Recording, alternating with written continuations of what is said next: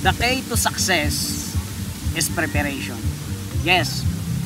Alam mo, or ikaw ngayon na nanunood, baka mamaya isa ka sa mga gustong magkaresulta. I'm sure gusto mo magkaresulta. I'm sure gusto mo ng success. Okay? Maraming gusto ng success. Siyempre, nagpe-prepare yan. I'm sure, nagpe-prepare ka. Ang dami mong ginagawang mga activities para magkaroon ng resulta. Paano ang meeting sa mga ginagawa mo para magkaresulta? Anong puyat mo, pagod ang ginagawa mo para magkaresulta? Magkaresulta ang grupo mo, mga leaders mo, magkaresulta ka. Okay? So, pagdating sa pagpunta sa success, a lot of people, ganun ang ginagawa. Nagpe-prepare. Pero ang mali or hindi ginagawa is yung prepare lang pag sinabing success, pero hindi prepare what if magkaroon ng problem, what if magkaroon ng trouble. Sample na lang, grupong magkaibigan gustong mag-travel or gustong pumunta ng Baguio. So nagda-drive ng sasakyan, excited makarating ng Baguio. So sobrang excited, nakalimutan magdala ng spare tire. Okay, nakalimutan magdala ng backup na gulong. So kapag nasa biyahe, isa sa mga rason kung bakit hindi makarating, minsan nasiraan, minsan naflatan, dahil sa sobrang excited na makarating ng Baguio, nangyari, hindi nakapagdala o hindi prepared. Pwedeng magturuan, pwedeng magsisihan na ikaw kasi, bakit di mo pinaalala, ikaw kasi dapat ikaw magdala. Uy, bakit wala pala tayong ganito?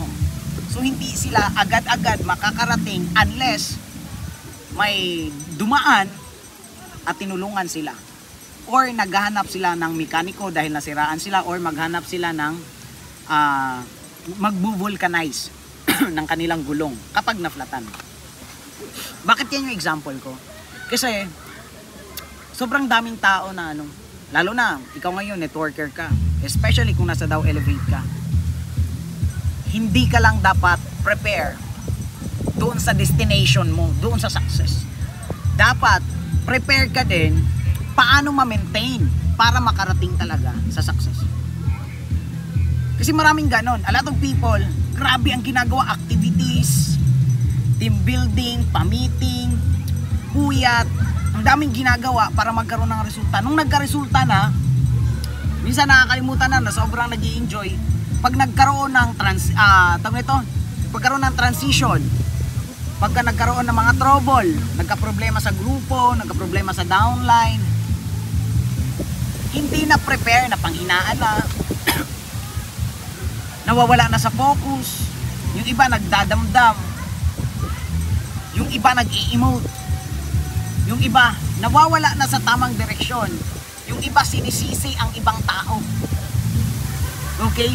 So kung gusto mo ng success, hindi ka lang dapat prepare doon sa tugatog ng tagumpay. Dapat prepare ka lang doon sa tinatawag na what if. What if nagka-problema? What if nagka-trouble? What if nalagasan ka ng grupo? Tutuloy ka pa ba? What if nawawala yung mga downlines mo? Tutuloy ka pa ba? What if nagka-problema sa sistema? Tutuloy ka pa ba? Kasi kung gusto mo talagang makarating and ma-maintain, the key to success is preparation. Hindi basta-basta lulusob ka lang sa tubig, sa dagat, sa swimming pool, nang hindi ka marunong lumangoy, nang hindi ka marunong bumalik, hindi ka marunong umahon. Kasi maraming ganon, maraming napakwit kahit gaano kagaling, kahit gaano kalupit, kahit gaano katalino, kahit gaano kagaling, sumasadsad at hindi nakabangon at wala nang ibang choice na ginawa kundi ang mag-quit. Kaya always remember, wag ka lang prepared sa success, dapat prepared ka din doon sa mga pwede mong pagdaanan para ma-maintain or marating mo talaga yung success. Alright? So ayun lang. Thank you.